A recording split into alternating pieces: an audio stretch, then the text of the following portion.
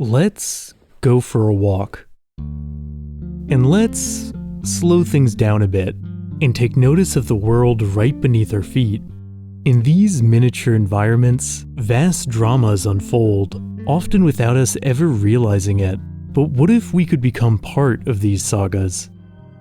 In the Pikmin series, you play as a character under 2 centimeters tall and experience a tiny yet rich ecosystem from the ground level. And though the Pikmin universe is more stylized than some, its surprisingly complex lore makes it ideal for study. So let's shrink down and see the world from a new perspective. In a flash of light, our ship arrives planetside. This is world PNF 404, though we would know it as planet Earth.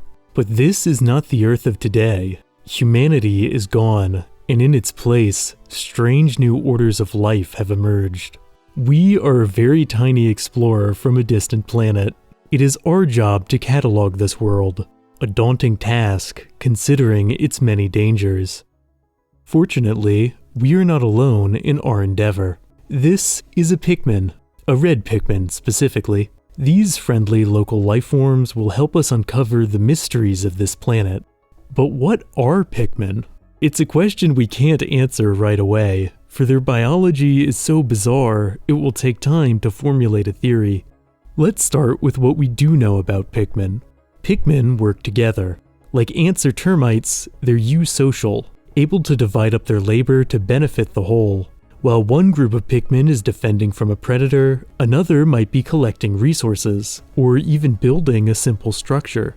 We also know that Pikmin are unusually strong, able to carry objects much larger than their bodies. Ants are capable of similar feats of impressive strength relative to their size. Where Pikmin differ from familiar lifeforms is in their reproduction. Pikmin are born from a strange globular plant nicknamed an onion. The onion will periodically release seeds into the air, which develop underground into adult Pikmin. It's such an unusual process that we'll need to know more about their world before we can understand it. The first region we've landed in is the Sun's Speckled Terrace. Lit by gentle, dappled rays, this area seems peaceful at a glance, but there are many hungry mouths here. These are bulborbs. A member of the grubdog family, bulborbs come in all shapes and sizes, but are united in their bottomless appetites. One of the most successful orders on the planet, bulborbs have conquered all manner of environments and filled all manner of niches. The peculiar whip-tongue bulborb, for example, has a feeding method similar to an anteater, able to slurp up multiple targets with its long, sticky tongue.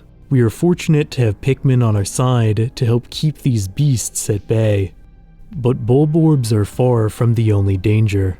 These are fiery blowhogs, creatures with poor manners and hot tempers. When threatened, they can expel a volatile phosphorus compound from their snouts, which combusts immediately upon contact with the air. This is where red Pikmin come in handy, as flame-proof cellulose in their skin makes them heat-resistant. All the same, it's best we give blowhogs a wide berth. More extreme lifeforms await us underground. In the old caverns beneath the terrace, unique subterranean species have emerged, like the snowy blowhogs. Unlike their fiery relatives, they prefer to cool things down instead of heating them up, able to expel a compound similar to dry ice from an internal cold sack. Tusked blowhogs forgo the complex chemistry of their siblings altogether, in favor of the simpler strategy of running headfirst into prey.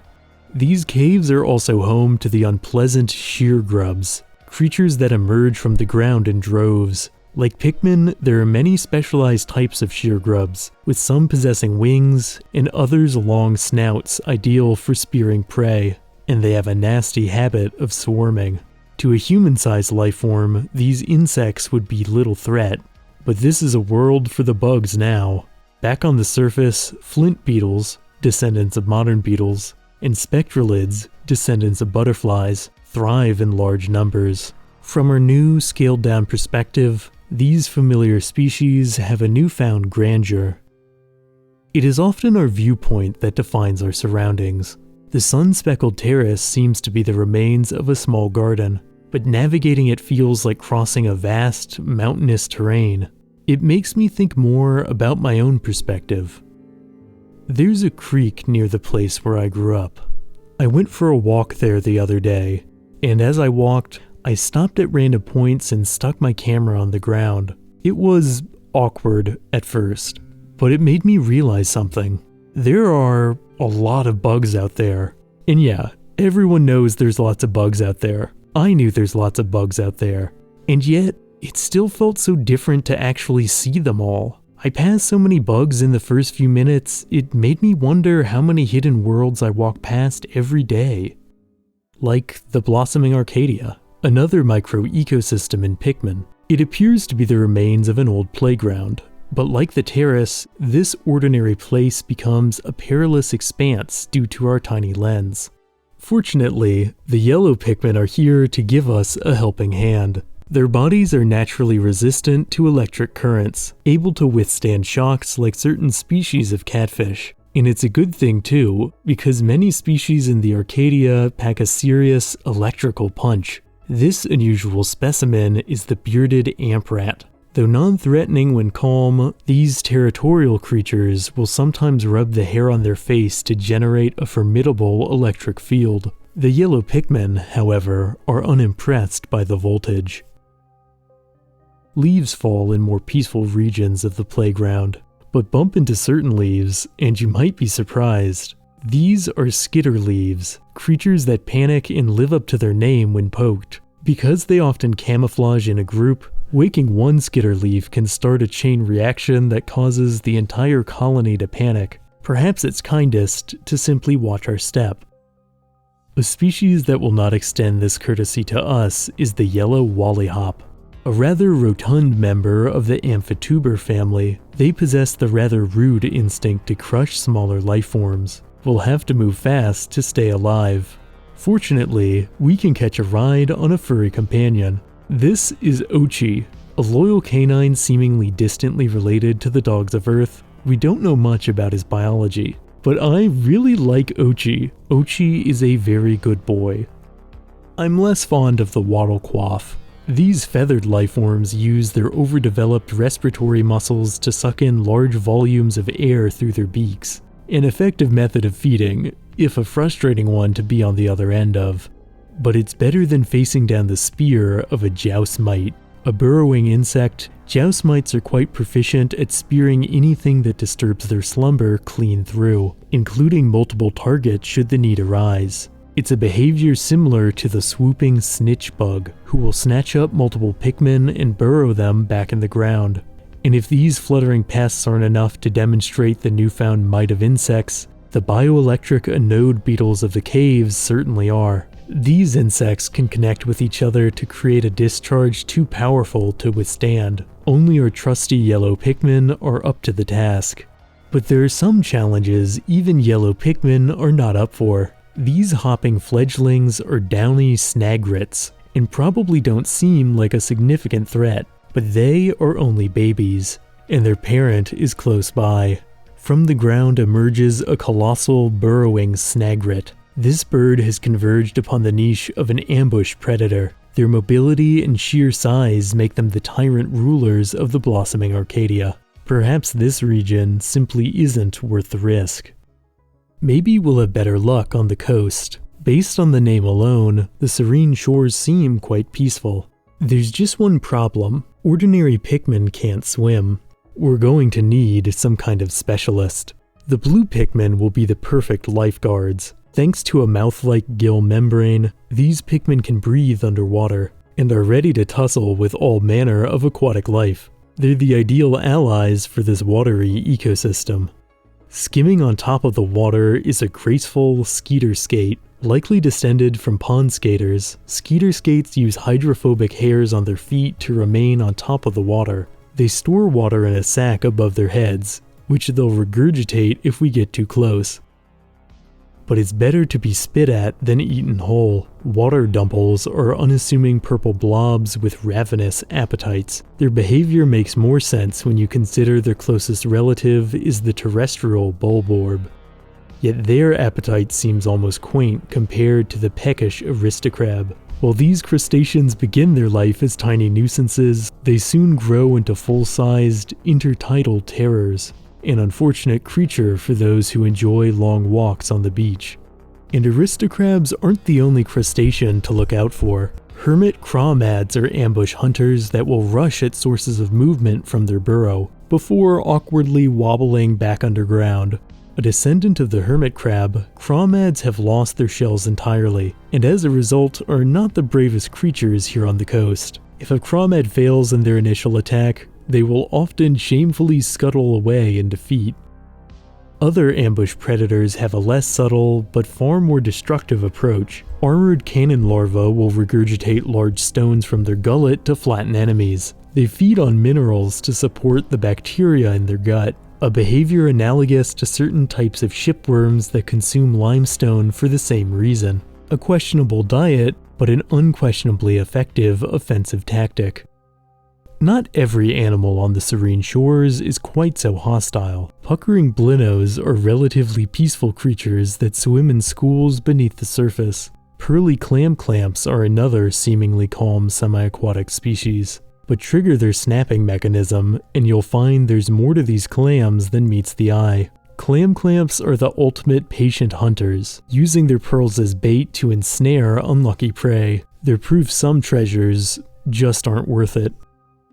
There's a region of the Serene Shores that appears to be an abandoned aquarium. Here you can encounter jelly floats, strange floating lifeforms that can hover likely due to some internal gas bladder. Yet while one's focus should definitely remain on these giant floating predators, when I encounter them, I keep thinking about the surrounding aquarium. How uncanny it is that an ecosystem is formed around this abandoned place.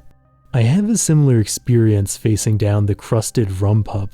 The apex predator of its environment, this giant has poor eyesight and charges blindly at any potential meal, not a creature to face while distracted.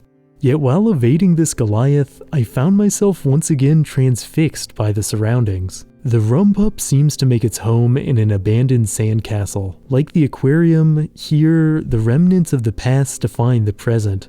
The same can be said for most of the environments in this game. The shape of each ecosystem determined by junk humanity left behind without a second thought.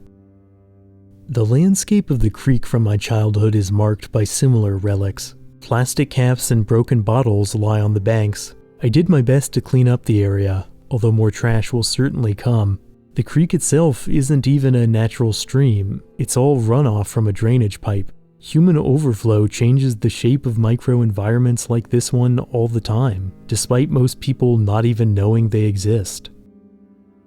Nowhere in Pikmin is humanity's influence more present than the next region, which takes place entirely within an abandoned human home, a unique ecosystem with unique life.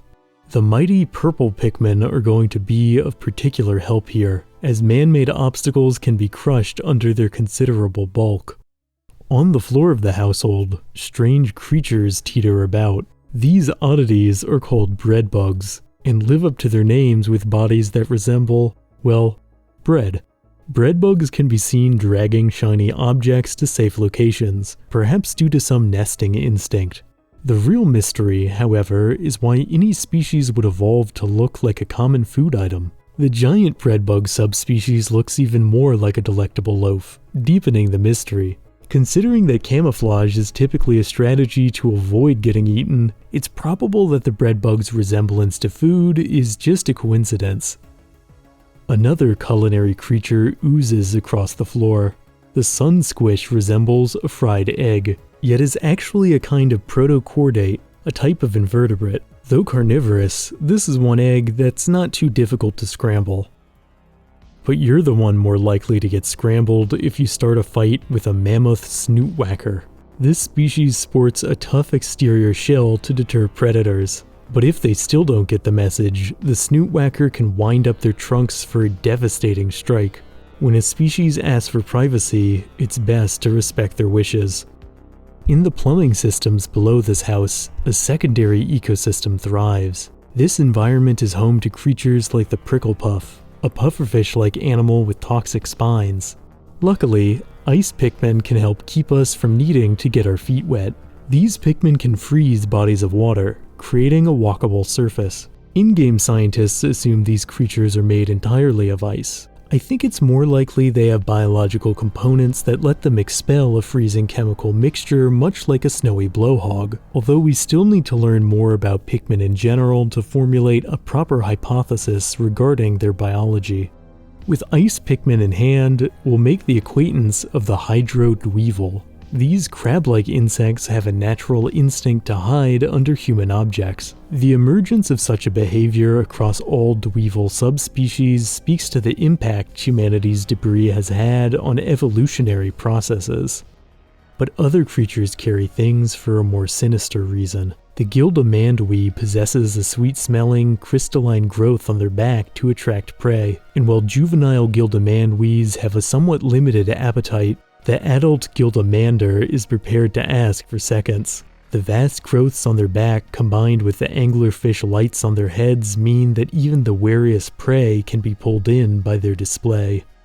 Yet there's one species so wary, not even a Gildamander could entice it, although that doesn't mean this cautious creature is defenseless. The Scorchcake is one of the stranger lifeforms of the Pikmin world. These molten discs might not look like an animal at all, but they are actually a type of mollusk, a connection that is more readily apparent when they extend their periscopic stalk eyes.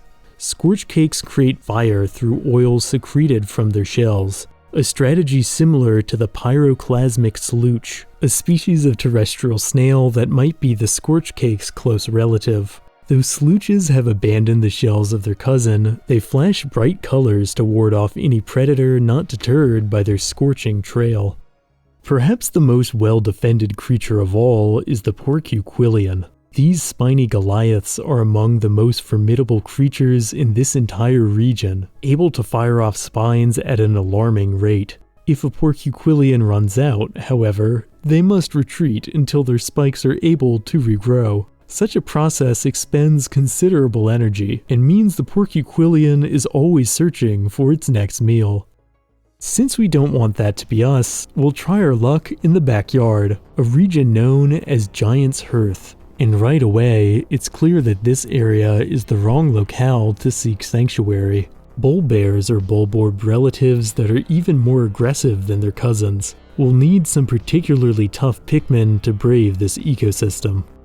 And it's difficult to get tougher than a rock Pikmin. These stony fellows are so strong, they can burst directly through crystalline walls. But how does an organism made of stone function? In-game text implies the rock Pikmin's hard exterior is actually just an outer shell of inorganic material that a smaller lifeform exists within. And when you consider that many modern organisms have shells made of rock-hard calcium carbonate, such an adaptation doesn't seem so far-fetched. But a tough shell won't do you much good against a bloomcap bloister. These hungry mollusks constantly probe with their feeding tendrils. Their smaller cousins, the toady bloisters, seem less threatening at a glance, but looks can be deceiving. This is one species that has changed radically from its ancestors. Other organisms have changed little over the eons. Arachnoids are spider descendants that remain just as skilled as their ancestors, able to sense food at any point in their webs. Underground, little understood arthropods called shutterchucks collect shiny crystals. These crystals have useful properties, and winged Pikmin will help us transport them. They may be small, but winged Pikmin are deceptively strong. This doesn't seem impossible considering that bees can haul up to 91% of their body weight in nectar alone, yet it does show that the world of Pikmin still holds many secrets. Deeper underground, we can at least answer the mystery of where bulborbs come from. They appear to begin their life as tiny larvae, utterly defenseless without an adult. But an adult is close by. This is an Empress bulbax, a grub dog with a massively enlarged egg sac for bearing children like the queen of an ant colony. When threatened, this monarch will try to crush opponents with its sheer bulk, rolling directly over them. But left to her own devices, the Empress bulbax prefers to peacefully snooze. In fact, most of the creatures in this game seem calm until the player stumbles by. I loved looking under rocks as a child, getting a glimpse of the insects in their natural state, except I wasn't seeing them in their natural state. Not really. I was seeing their panic mode after their home had been disrupted. To get nature to do what I wanted, I acted less like an observer and more like an instigator. And the same thing happens when you play Pikmin. You might have noticed throughout this video that lots of creatures require a treat to motivate them into doing something interesting for the camera. You're not really connecting with the ecosystem, you're more pushing it into doing what you want. Of course, sometimes the ecosystem pushes back. Explore at night and we'll find familiar locations made eerie and unsettling, and animals becoming more aggressive. Your only hope is to make an alliance with the mysterious glow Pikmin, who seem to be ghosts. Like, the in-game encyclopedia implies they're straight-up ghosts. So I don't know how their biology works. I got nothing. The night sections are another grave reminder that there's still much about this ecosystem we don't understand. I found footprints by the creek the last time I went, and while this made me feel like a tracker, the truth is I don't know what kind of animal they belong to. I feel the same way in Pikmin when I encounter something like the Mamuta, a strange hairy creature that doesn't fit with the other animals I've encountered. Other than the fact it likes to plant Pikmin, I know nothing about its biology or lineage. Perhaps the final region has some answers. The Primordial Thicket is a vast undergrowth teeming with life more dangerous than any other area. Dense networks of fungi coat the forest floor, and thick clouds of spores can block certain pathways. The tiny white Pikmin can help thanks to their natural immunity to the spore's toxins. Indeed, these spores seem to be parasitic, as they've taken over the bodies of many animals that live here. And this, at last, provides key potential insight into the mysteries of Pikmin biology. Many of the animals in this forest seem to be a combination of both fungus and animal. In some cases, like that of the well-camouflaged startle spore, the fungal parasites seem to be an integral part of their biology. And the startle spore has a cousin, in the form of the more plant-like creeping chrysanthemum. And something about how the chrysanthemum emerges from the ground seems awfully familiar. More on that in a moment. One species that seems immune to the fungal network is the towering grub chucker. These bipedal creatures snag prey with the long reach of their pincers and toss them into the mouth on top of their heads. The food is then digested slowly, a fate we want to avoid. We must also avoid cloudy water, for the bog swallow lies in wait. Possessing 6 primitive eyes, these creatures seem to be a holdover from a forgotten primeval age. Yet the last new creature we'll visit today is far more ancient. It's a sovereign bullbax, the largest member of the grub dog family. These genuine titans snag food with their long, sticky tongues, and can swallow up many unwary Pikmin. Notably, the sovereign bullbacks cultivate a rich carpet of plant matter on their backs that help them stay camouflaged under the ground. It's another example of plant and animal symbiosis that might finally let us crack our big mystery. Given all we've seen, the Pikmin may be hybrids of animals and plants, specifically parasitic plants like the creeping chrysanthemum. There's evidence to support this, as some explorers are turned into plant hybrids after exposure to an onion.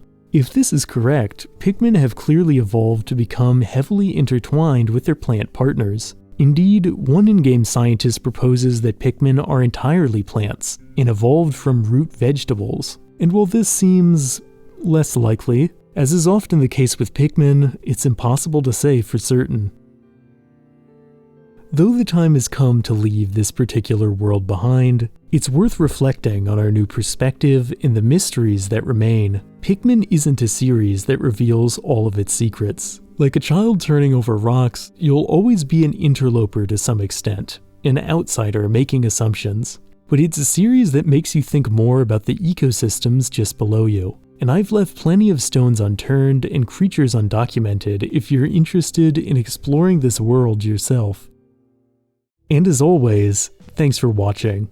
If you enjoyed this entry, please lend your support by liking, subscribing, and hitting the notification icon to stay up to date on all things curious. See you in the next video.